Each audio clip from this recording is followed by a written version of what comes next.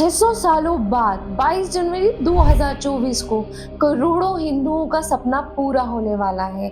भगवान राम के इस देश में उन्हीं के अस्तित्व के सबूत हमें 20 से ज्यादा वकीलों को देने पड़े। कई बलिदान हुए तब जाके राम मंदिर बन रहा है। इन बलिदानों में कर सेवकों का बलिदान हम कभी नहीं भुला सकते। आज मैं आपको सुनाने वाली हूँ भगवान राम के इस मंदिर को बनाने के लिए पूरे आंदोलन की कहानी। 16वीं सदी में बाबर ने श्री राम जन्मभूमि के मंदिर को तोड़कर बाबर मस्जिद बनाई। 1858 में इसकी पुलिस कंप्लेंट हुई और 1885 में इसके लिए पहला कोर्ट केस दायर किया गया। उसके 100 सालों बाद यानी कि 1989 में विश्व हिंदू परिषद ने राम जन्मभूमि का शिलान्यास किया। उसी के बाद 1990 में जब वीपी सिंह देश के प्रधानमंत्री थे और यूपी के मुख्यमंत्री थे मुलायम सिंह यादव, विश्व हिंदू परिषद, बीजेपी, आरएसएस, बजरंग दल सारे ही हिंदू संगठन आंदोलन कर रहे थे मंदिर बनाने के लिए। सितंबर 1990 में लाल कृष्ण आडवाणी जी ने रथ यात्रा की घोषणा की।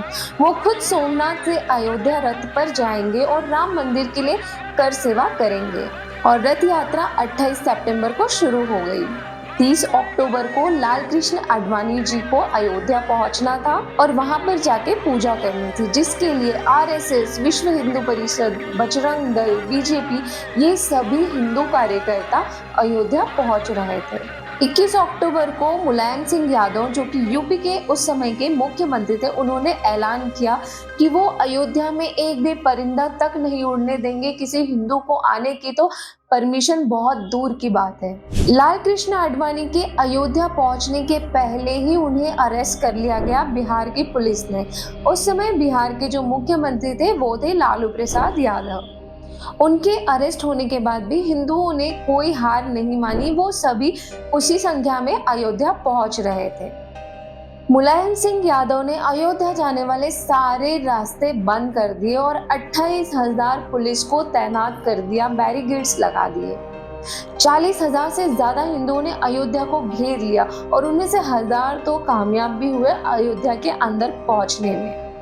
जो 1,000 लोग एंटर कर चुके थे अयोध्या में, उन्हीं में शामिल थे 2 भाई जिन्हें हम कोठारी भाइयों के नाम से जानते हैं। 20 साल के शरद कोठारी और 21 साल के राम कोठारी। जिस उम्र में हम करियर के लिए चिंतित रहते हैं, उसी उम्र में कलकत्ता के ये दोनों भाई श्री राम जन्मभूमि के लिए जान न्यौछावर करने को भी तैयार थे। उन्होंने मंदिर बनवाने के लिए वेस्ट बंगाल में 100 से ज्यादा मीटिंग्स की। कई बस और ट्रेन का सफर करके 200 किलोमीटर तक पैदल चल के पुलिस को चकमा देके वो लोग अयोध्या में पहुंचे।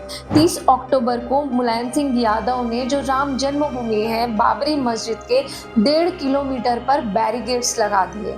महंत नृत्य गोपाल दास, विनय कटिहार, अशोक सिंघल के नेतृत्व में हिंदुओं की अलग अलग टुकड़ियां अलग अलग स्थानों से राम जन्मभूमि की ओर बढ़ने लगी। क्योंकि बैरिकेड्स इतने सारे थे कि वो अंदर नहीं जा पा रहे थे और पुलिस उन्हें रोक रही थी, तो उन्होंने भगवान श्री राम के भजन गाने शुरू कर दिए। जो भी पुलिस उनके रास्ते में आई उनके पैर छूने लगे और जैसे ही पैर छूने लगे पुलिस पीछे हटने लग गई, जिससे वो लोग एंटर करने लग गए। पर पुलिस को ऑर्डर आया, एकदम से ही उन्होंने सभी पर लाठीचार्ज कर दिया और कई लोगों को गिरफ्तार भी कर लिया। लगभग 11 बजे जिस बस में कर सेवकों को गिरफ्तार करके बिठाया गया था, उस बस का कंट्रोल एक साधु ने अपने हाथों में ले लिया और उस बस को वो चला के उन्होंने सारे बैरिकेड्स तोड़ दिए, जिससे वहां पे बिल्कुल अफरा तफरी मच गई और बहुत सी अव्यवस्थाएं फैल गई। ये सारी मुश्किलों को पार करते हुए कोठारी भाई फाइनली पहुंच गए बाबरी मस्जिद पे और वहां पर भगवा फहरा दिया। मुलायम सिंह यादव इससे बहुत गुस्सा हो गए और उन्होंने पुलिस को फायरिंग करने के लिए आदेश दे दिया, जिसमें कई हिंदू शहीद हो गए। ये यही नहीं खत्म हुआ। मुलायम सिंह यादव ने इसका बदला 2 दिन बाद 2 नवंबर के दिन लिया, जब सारे हिंदू एकत्रित हुए थे। जितने भी कर सेवकों की शहीद हुए हैं उन्हें श्रद्धांजलि देने के लिए। जब वे उन्हें श्रद्धांजलि देकर शांतिपूर्वक जन्मभूमि की ओर बढ़ रहे थे, तभी मुलायम सिंह यादव ने आदेश दे दिए कि सभी को मार दिया जाए। पुलिस पूरी तरह से जानवर बन गई थी, सभी को पाँव की बजाय डायरेक्ट हेड पे शॉट कर रही थी। इनफैक्ट जो लोग घरों में थे उन्हें भी निकाल के मार रही थी। एक साधु को गोली मारी गई और वो साधु ने मरते मरते अपने ही खून से सीताराम लिख दिया, जिससे गुस्सा होकर पुलिस ने उसके सर में 6 गोलियां दाग दी। अब वो ढूंढ रहे थे कोठारी भाइयों को और पुलिस को छोटा भाई शरद कोठारी मिल भी गए और उन्हें खींच के ले जाने लगी। तभी उनके बड़े भाई राम कोठारी ने ये देख लिया। उन्होंने पुलिस से रिक्वेस्ट की कि आप मुझे मार दीजिए, मेरे भाई को जाने दीजिए, बट पुलिस ने उन दोनों को हेडशॉट किया और वो मौके पर ही शहीद हो गए। ऑफिशियल डाटा बताता है कि सिर्फ 50 लोग ही इस दिन मारे गए, जबकि न्यूज़पेपर्स में 500 की संख्या थी और एक्चुअल अगर देखा जाए तो 1000 से ज्यादा हिंदू उस दिन शहीद हुए थे। सरयू पुल पे भी भगदड़ मची थी, जिसमें कई हिंदू शहीद हुए थे, तो उनका डाटा छुपाने के लिए पुलिस ने उनके शव सरयू नदी में ही फेंक दिए। 1991 में फिर से इलेक्शन हुए, जिसमें मुलायम सिंह यादव को बहुत ही बुरी हार का सामना करना पड़ा और बीजेपी पूरे मेजॉरिटी के साथ फिर से सत्ता में आई और कल्याण सिंह बने मुख्यमंत्री। अप्रैल 1991 में बीजेपी ने पूरे भारत में अस्थि कलश यात्रा निकाली। 6 दिसंबर 1992 में विश्व हिंदू परिषद ने अयोध्या में 1.5 लाख लोगों की रैली निकाली और भीड़ ने विवादित ढांचे को भी ध्वस्त कर दिया। -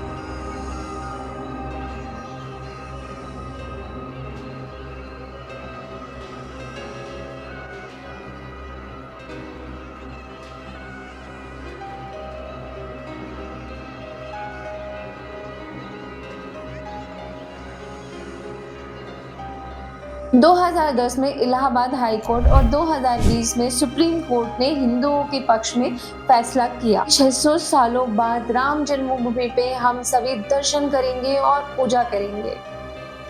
जय श्री राम।